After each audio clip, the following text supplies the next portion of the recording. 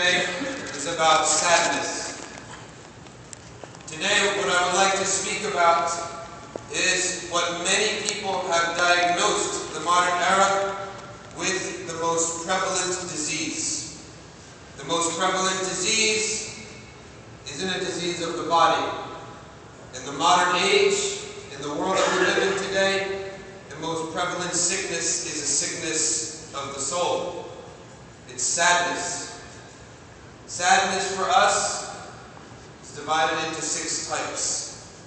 And each type, if we understand these 6 types, each one has its appropriate understanding and response. The 6 types are sadness that is appropriate, sadness that is inappropriate, sadness that is natural, sadness that is beneficial, sadness that is a sickness, a sign of a sickness, a symptom, and sadness that is punishment, iqab from Allah subhanahu wa ta'ala. And each of these, our emotions should be in check in the same way that our deeds are in check. Everyone looks at their deeds. It's very popular to speak in Islamic circle. What deeds are obligatory, what deeds are permissible, what deeds are forbidden. This is very common. But Allah subhanahu wa ta'ala, in the hadith that the Prophet tells us, إِنَّ اللَّهَ لَا يَنْظُرُ إِلَى صُوَرِكُمْ وَلَا إِلَى أَجْسَادِكُمْ وَلَكِنْ يَنْظُرُ إِلَى قُلُوبِكُمْ وَأَعْمَالِكُمْ. Allah doesn't look at your faces and your bodies and your image. He looks at your hearts and your deeds. He looks at the heart first and the deeds second.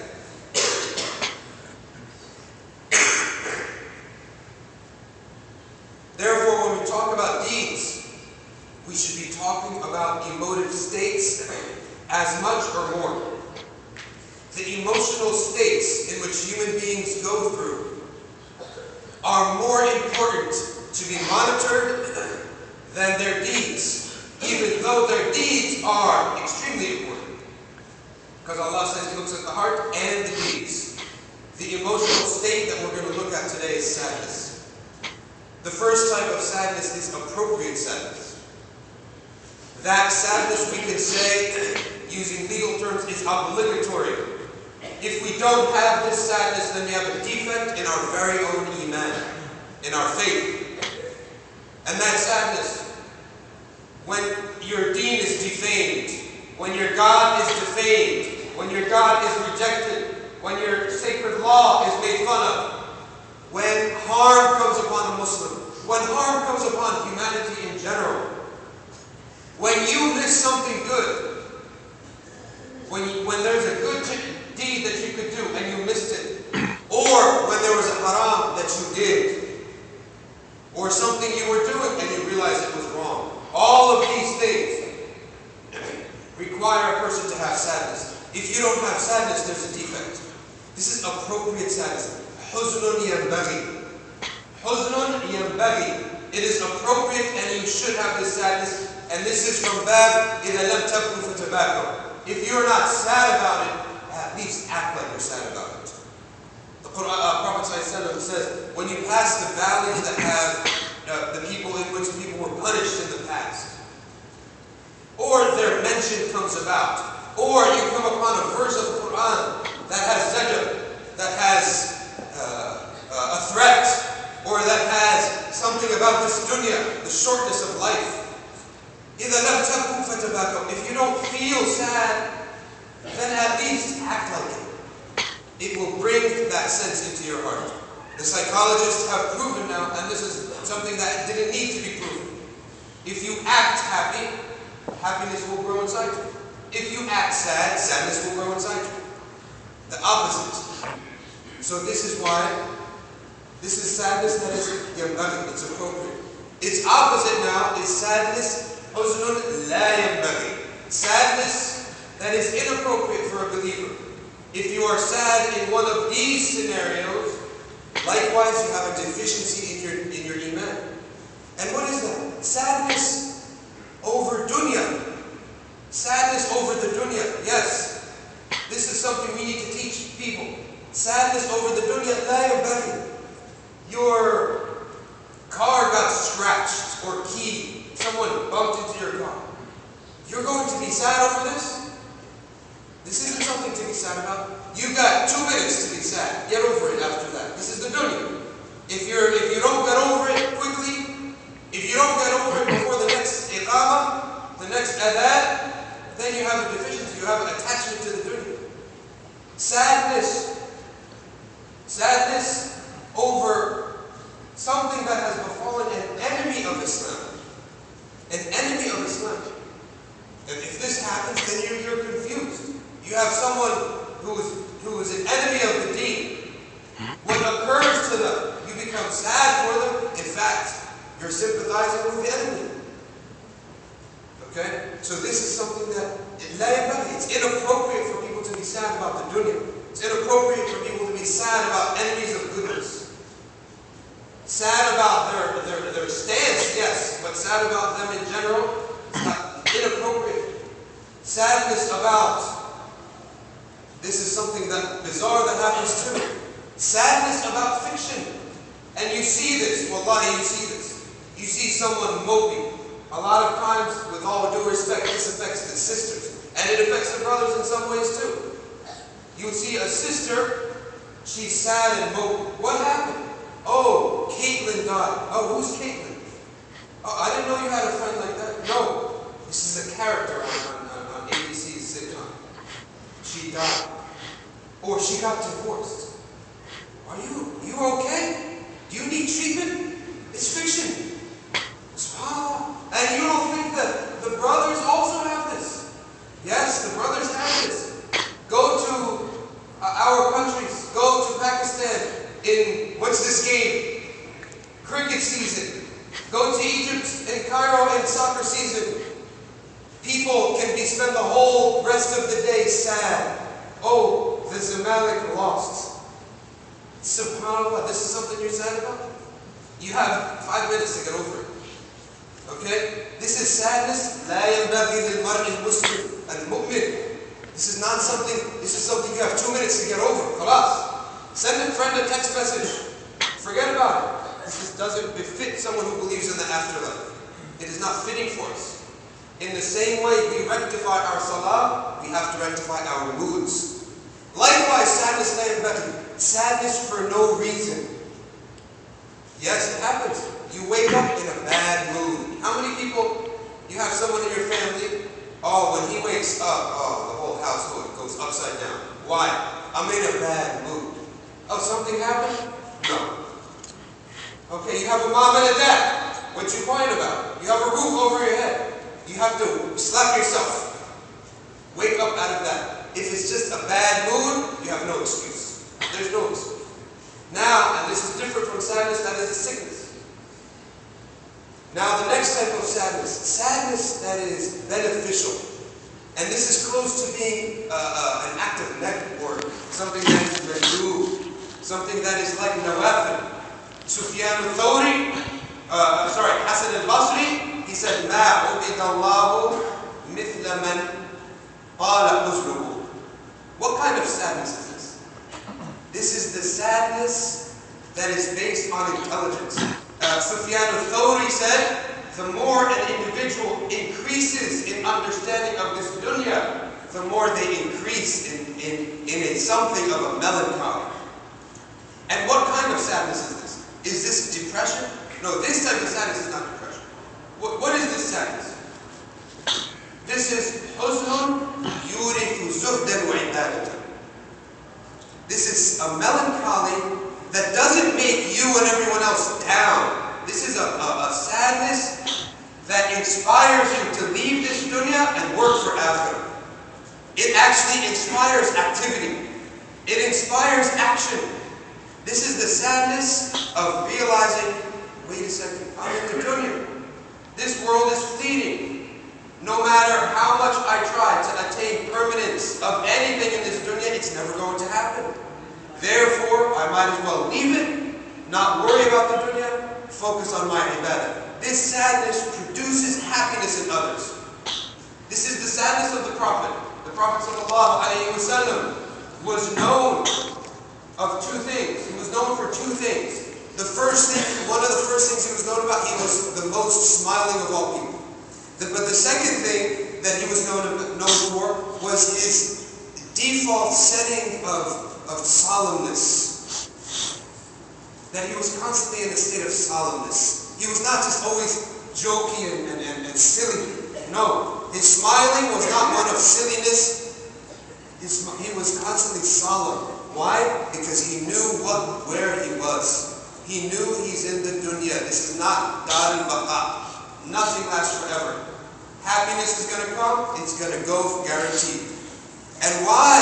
This is the root of this sadness, knowledge of the dunya, is also the reason his sadness never spilled into depression. Why?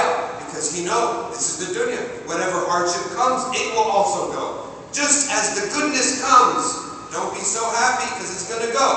Likewise, the sadness tribulation is going to come, don't be so upset. It's going to go as well. Everything is coming and going. Like an experienced businessman. If you see the experienced businessman, what do they say? If they lose or they gain, their mood is pretty much the same. Why? They've seen it all. What they say is money comes and goes. The experienced businessman is always saying money comes and goes. You lost 4,000 today, you're going to gain 5,000 tomorrow. You gain 6,000 today, you're probably going to lose 3,000 tomorrow. Okay? Money comes in, likewise, goodness comes and goes. And so he was solemn, but this solemnness caused him to do a lot of ibadah. And caused him to turn away from the dunya and didn't cause everyone around him to be depressed and down. So this is the third type. Now we have natural huzn. The huzn that's part of life. This huzn, its sign, is that if you see someone upon it, he has a good reason. And it doesn't last more than the norm. What is that? The loss of a loved one. You expect them to be sad. The loss of a loved one. Or you lost your job. Now you're in big trouble. So he's going to be sad for a couple days. Okay? So the loss of a loved one. What is this one? This sadness has certain rulings to it. The Prophet ﷺ said you have rulings. He says, as for your eye, it can weep as much as it wants. As for your heart, it could be in pain as much as it is. But the hands and the tongue do not do except what is hot. I.e., the hand doesn't throw stuff, doesn't rip stuff, doesn't bang stuff, and the tongue does not say that which is kufr. The tongue does not go lashing at people. The tongue doesn't go and questioning Allah's qada. As for the heart and the eye, the Prophet ﷺ in Bukhari and Muslim, if people had died, he would visit their relatives, the mother, the father, the son, or the daughter, and he said that this natural sadness can be partly cured with physical things. In his day and age, they had something called a talbina. Who here has ever heard of a talbina? Talbina was like a milky, frothy, sweet and hot drink. It was like some flour and water and honey mixed up and boiled so that it was thick and sweet, and the vapors, once the person put it to their mouth, the vapors got into them. The Prophet ﷺ, he said it uplifts the spirit and it takes away a lot of sadness with it. Or it takes away ba'd al-huzn. يَذْهَبُ بِبَعْضِ الْحُزْنِ. This is in Bukhari and Muslim. Go to Muslim's chapter on As-Salam, Bab al-Talbina. Okay? At-Talbina. And they call it Talbina because it's like leaven. It looks like milk. Today, we can say from this, that which is hot and sweet. Now we know why people drink hot and sweet. The Prophet confirmed it. They drink that which is hot and sweet because it changes your mood. Someone who has natural sadness, okay, drink some, the Prophet is permitting. Yes, take something physical. It will take away some of the bad mood. If you wake up in the morning in a bad mood, okay, just take something hot. Take a hot and sweet drink. Your mood will be rectified. And take it now with the intention you're acting upon something that is sunnah. But the Prophet didn't say it has caffeine, so don't put your caffeine addiction on the Prophet. That's your problem. The Prophet also didn't go say spend a $5 Starbucks and have a $5,000 a year habit. Okay? Some people have a habit. At the end of the year, the habit costs you $500. That's maybe going over the top. Okay? So, within reason. This is natural sadness. The Prophet ﷺ said about natural sadness, You can make sadness easy. How? By converting that sadness to beneficial sadness. How? The Prophet ﷺ said, no wasab or nasab or shawka or huzn. No pain or tribulation or prick even, or sadness comes upon a person except that Allah takes away sins from them. How do you transform your sadness to be something easy? Whenever you benefit from something, it becomes easy. Therefore, when a person suffers from natural sadness, in your mind, make the intention to convert it. And you'll find it goes away quickly, and it's easy. How? Say, oh Allah, I make ihtisab with you. I take this sadness, I present it to you, that maybe you can remove some of my sins. So you've taken natural sadness, and you've converted it into something that's going to benefit your akhirah and please your Lord. This is how Allah makes it easy. Now we go to sadness that is a sickness. This is the fifth type. We talked about appropriate, inappropriate, beneficial, natural. And the fifth type is a sickness. And this the Prophet ﷺ says, أعوذ بك من الهم والحزن. And in the Arabic language, whether you say hazan or you say huzn, the linguists have said it is the same. أعوذ بك من الهم والحزن. He made talk of 7 things, of 8 things. The first is ham, anxiety. Before anxiety is hazan. And this, the ulama likened it to what we know today as depression. And this is a sickness. And what is the cause of this sickness? This sickness is not going to be whether hot drink or boiling drink is not going to change it. This sickness can only be cured by dhikr. Can be cured only by dhikrullah. This sickness, its cause is hajr, hujran. Hujran of what? Hujran means abandonment. Abandonment of what? Abandonment of the ruh. A ruh has ghidha. The body, it has ghidha. It has sustenance. If you abandon your body, you shrivel up and you are weak. You cannot move. How many times your body did not get sleep, food, or drink? What state are you in? You can't move. Go to someone at Asr time in Ramadan. Look at him. He's like half dead. Why? He's just been deprived of food. Go Maghrib time, Isha, he's jumping around like a jinn maker. Why? He gave him food. You gave him something to drink. Okay? So, likewise the ruh is no different and the consequence is no different. If the ruh does not get its share of dua, of dhikr, of Quran, you will find the person suffering. How will they suffer? Incapacitation. Why does the Prophet say, al-hammi wal-hazan? What's the next one? Al-ajiz wal-kasal. Ajiz, what is ajiz? So, hazan, what does it produce? The next sickness, ajiz. Ajiz means inability. Get up, I can't. How many times do you see someone, he is so sad, he can't get up out of bed? Isn't this something you see all the time? This is what Rasulullah is telling us. أعوذ بك من الهم والحزن والعاجز والكسل. So hazan, sadness, breeds incapacity. And he's in reality able, physically able, but his soul cannot move. Why? Because his ruh is just so deprived. Allah subhanahu wa ta'ala talks about this Quran. What does it have? Shifa'un lima fi sudur. Shifa'un lima fi sudur. A cure for that which is in the breasts, that which is in the hearts. Anxiety and sadness exist here. The cure is in the book of Allah. It's constant recitation. A man came to the Prophet ﷺ and complained about his stomach. The Prophet said, take honey. He came the next day, he said, my stomach still hurts, take honey. The third day he said, take honey.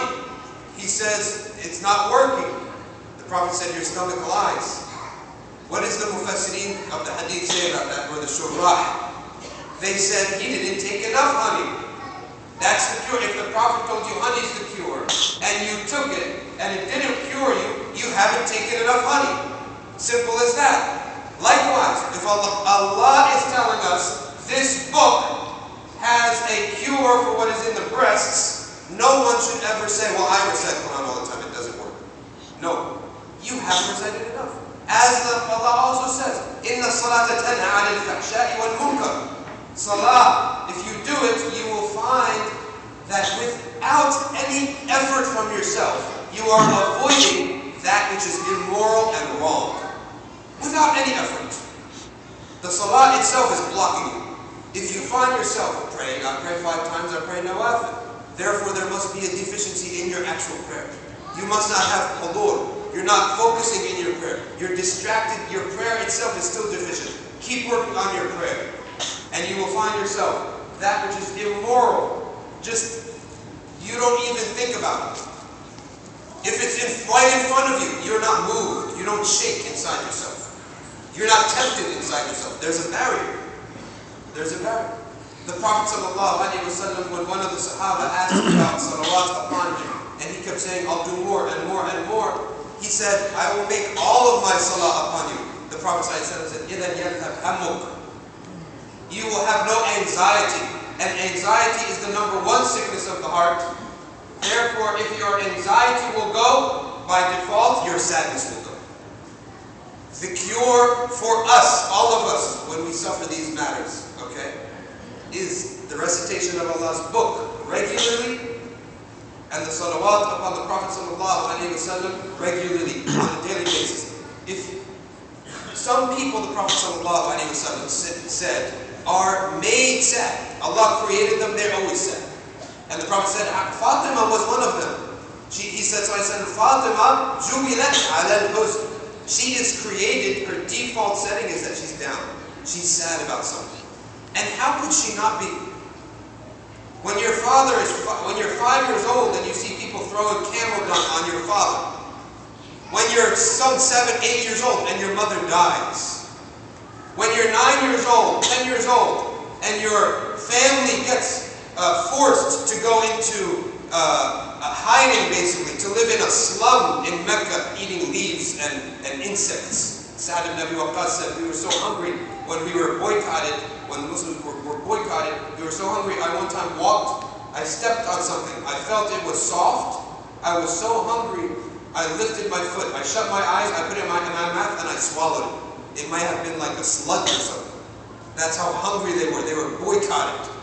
So you're 5 years old, your first memory is someone's throwing stuff at your father. You're abusing your father. Your next memory is your mother dies. Your next memory is your town, your whole family is boycotted.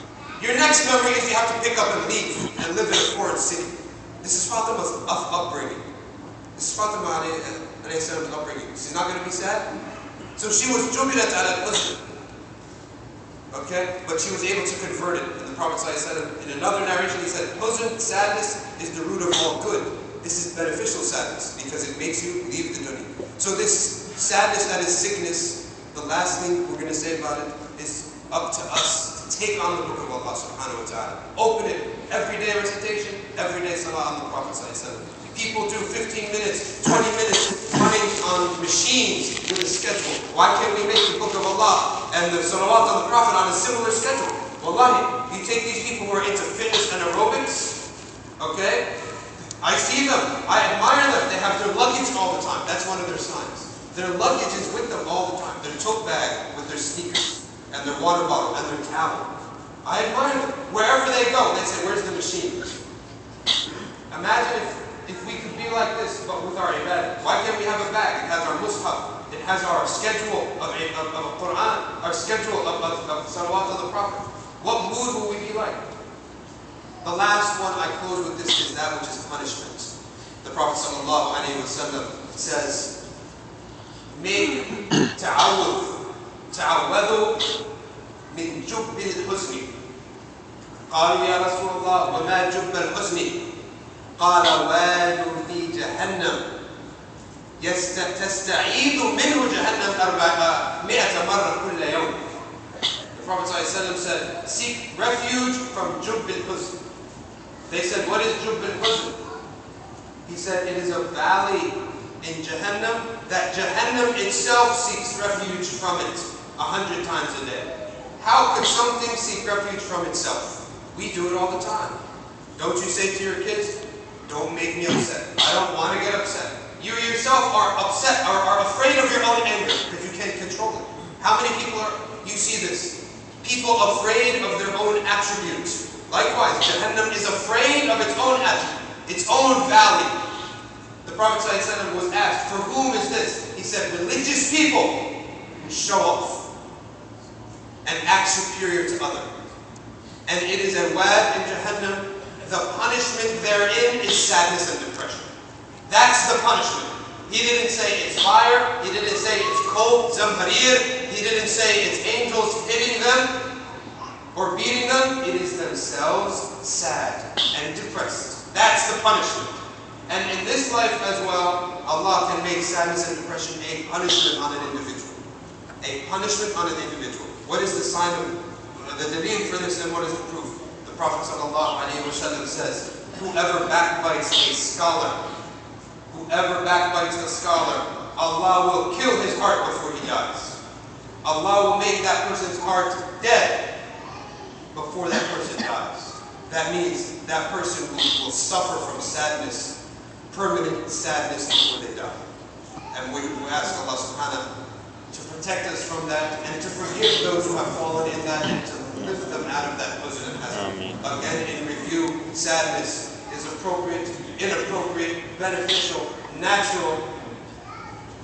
It is a sickness and it could be a punishment. Allah protect us all, make us people of beneficial sadness, make our natural sadness easy upon us, and protect us from that which is sickness and everything else.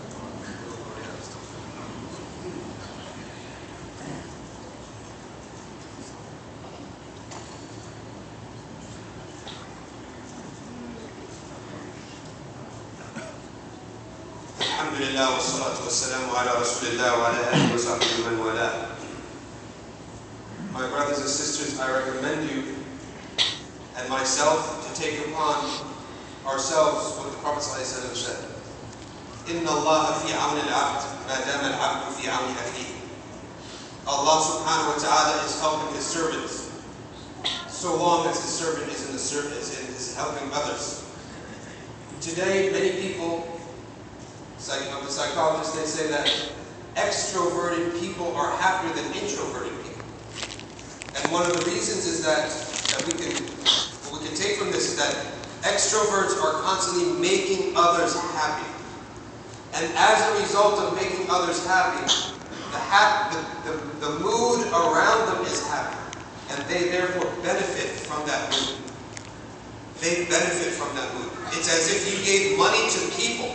Those people took the money and then bought, increased the economy, used money. So more money's going around. You're going to be the first beneficiary. So I recommend myself, make people happy.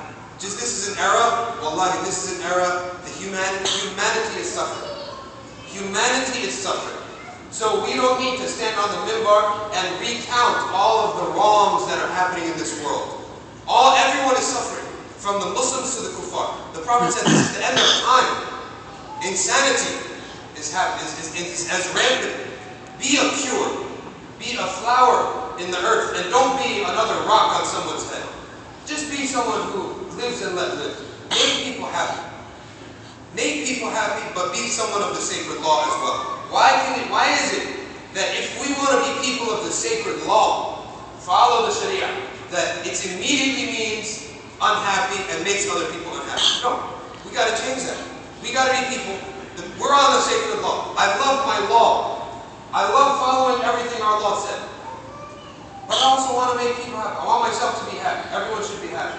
Today, take your ibadah today. Make your ibadah today. Find someone. Give them a compliment. Smile to them. Don't wait till someone comes to you. Go to them. Go to them. Such a memory I have of one of my teachers. He is a machine of good vibes. Wherever he goes, people around him smile. If you will go, someone died in your family, you're going to leave smiling. If you went in the worst state, you're going to leave happy. Because he believes. Just make people happy for Allah's sake. And Allah will take over. He said to him, what do you do? He said, Wallahi, I do nothing. I make the intention, make people happy. Allah does the job. Allah makes them happy. I just have the intention to make them happy. And they become happy.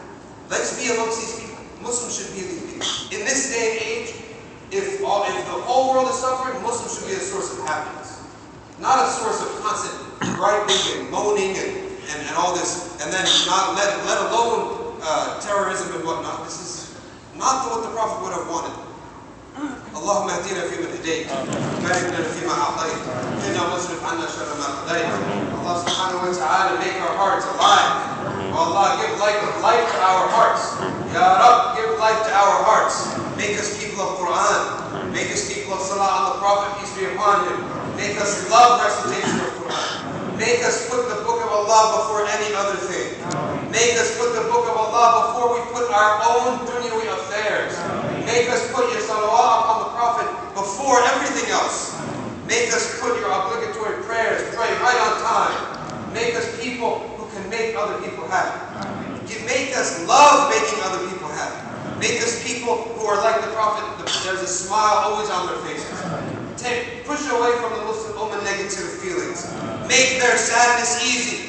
Make the sadness of those people suffering, east and west, make it easy by making it beneficial sadness. Make us people who we're happy, in our hearts are happy, and those around us are happy. Ask Allah subhanahu wa ta'ala to lift the hem from all the Muslims. Lift the hazard from all the Muslims. Lift all of those attributes from all of humanity.